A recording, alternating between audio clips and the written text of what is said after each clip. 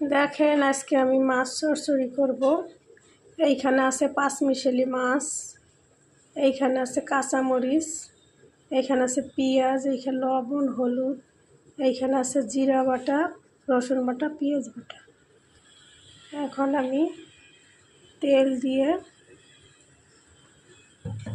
মাছটা সুন্দরভাবে মাখিয়ে নেব, সব কিছু দিয়ে সুন্দরভাবে মাখিয়ে নেব।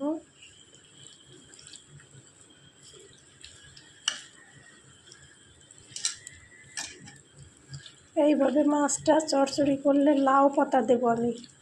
এখানে বেগুনও দেওয়া যায় কুচুইয়ে, তাহলে অনেক সুন্দর লাগে। ছোট ছোট মাছ।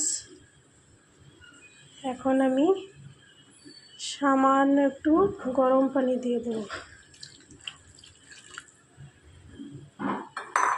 গরম পানি দিয়ে দেবো। তারপরে আমি এখন ঢেকে দেবো। পটল, কাঁকরোল, বরবটি, তরকারিও এটাই।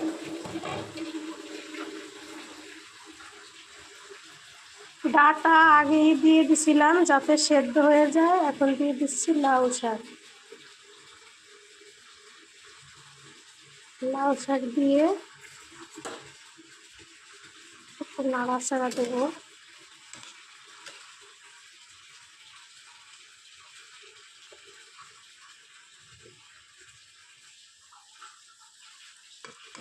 আলতো হাতে নাড়তে হবে। তারপরে আবার ঢাকনা দিয়ে দেবো।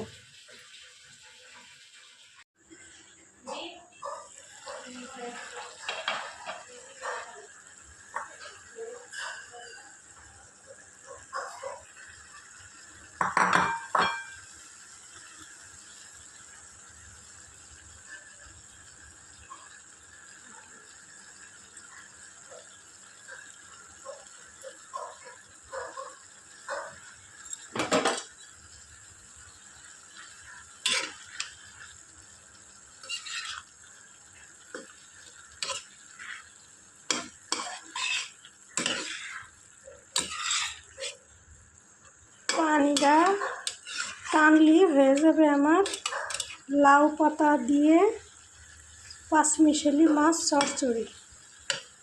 চচ্চড়িটা অনেক মজা লাগে, আপনার ট্রাই করে দেখবেন, খুবই সুস্বাদু লাগে, আমার অনেক পছন্দ। ভালো থাকেন। আসসালামু আলাইকুম।